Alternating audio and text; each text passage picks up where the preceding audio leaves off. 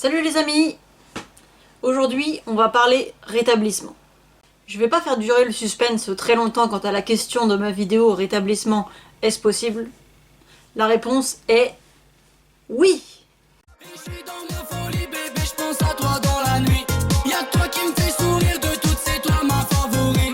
Et je suis dans ma folie bébé, je te veux dans ma story. T'es à moi ma jolie, t'es ma drogue, t'es mon héroïne. Je suis dans ma folie, oh là là, je suis dans ma folie. Je suis dans ma folie bébé, je te veux pour toute la vie.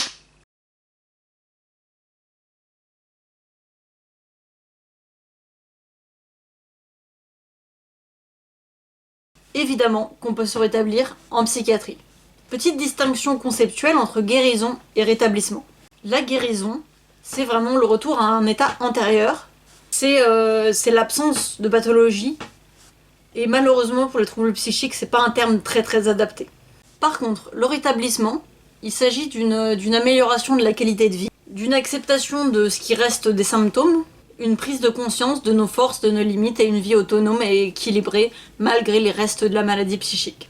Malgré le fait que la notion de rétablissement est souple et propre à chaque patient, on trouve quelques notions communes qui se retrouvent quasiment à chaque fois. Quelques exemples. 1. La connaissance de soi. Connaissance de nos limites, nos handicaps et également de nos talents ou aspirations. 2. Porter en soi l'espoir d'une amélioration de la situation. Croire en nos projets, croire en nos capacités à s'en sortir malgré les moments difficiles, retrouver une bonne et apaisée image de soi. 3. Développer l'aptitude à trouver des solutions, à prendre des décisions. Si, au regard de ces critères, on considère un peu mon état, les amis, j'ai une très bonne nouvelle, je suis en cours de rétablissement. Bien sûr, il reste beaucoup de symptômes qui me rendent parfois la vie très compliquée, mais on peut dire qu'il y a eu une véritable amélioration. Une notion qui me semble une notion clé, c'est de retrouver la confiance. Confiance en soi, confiance en nos partenaires thérapeutiques, en la famille, confiance en l'avenir, confiance en la vie. Autre chose. Malgré le fait que vous n'y arriverez pas tout seul, vous devez rester l'acteur, le sujet de votre rétablissement. C'est-à-dire que vous n'êtes pas une plante verte posée à l'hôpital psychiatrique qu'on arrose de Xanax et de Valium. C'est une plante. Vanessa, c'est une plante. Marie, c'est une plante. Bientôt, il y aura une forêt amazonienne dans la maison. Malgré l'idée d'un rétablissement, il faut toujours rester assez prudent quant à des éventuelles rechutes.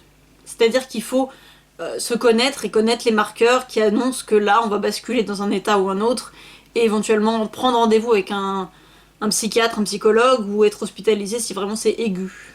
Au fil des années, j'ai appris à vraiment me connaître et particulièrement à connaître mes points forts et mes atouts. Je prends un exemple, que ce soit de l'écriture, de la réalisation du visuel, du montage, tout ce que tu veux, je suis un vrai bourreau de travail. Je peux passer 6, 7, 8 heures dessus pendant une journée et je serai très contente. Je suis aussi quelqu'un d'assez créative. J'ai beaucoup d'idées, de conneries, de trucs plus sérieux et c'est un de mes atouts. Dans mes aptitudes, je suis aussi quelqu'un d'assez bienveillante, à l'écoute et dans l'empathie.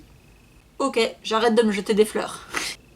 J'ai retrouvé mon amour-propre en demandant de l'aide, en prenant en compte les limites et les handicaps, et en s'inscrivant vraiment sur aussi les talents et les aptitudes. Une étape importante, c'est d'accepter la maladie. Accepter qu'on est plus fragile que la plupart des gens, et qu'il faut se comporter en conséquence. Après, chacun sa fragilité, chacun son vécu, il y a des choses que certains patients vivent très bien, et que d'autres vivront très mal. En fait, c'est vraiment se connaître soi.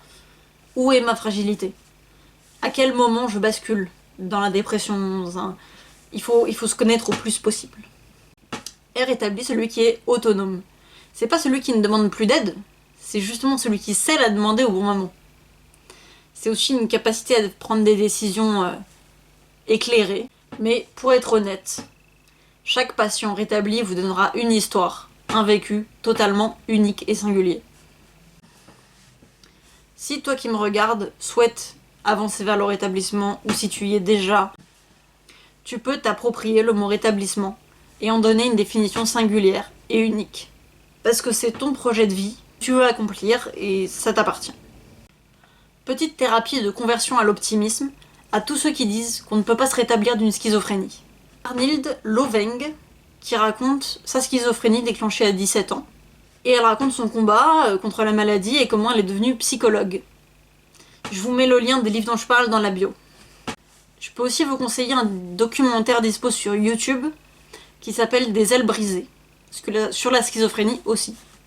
En bref, le rétablissement, c'est vous qui faites la paix avec votre histoire, votre maladie,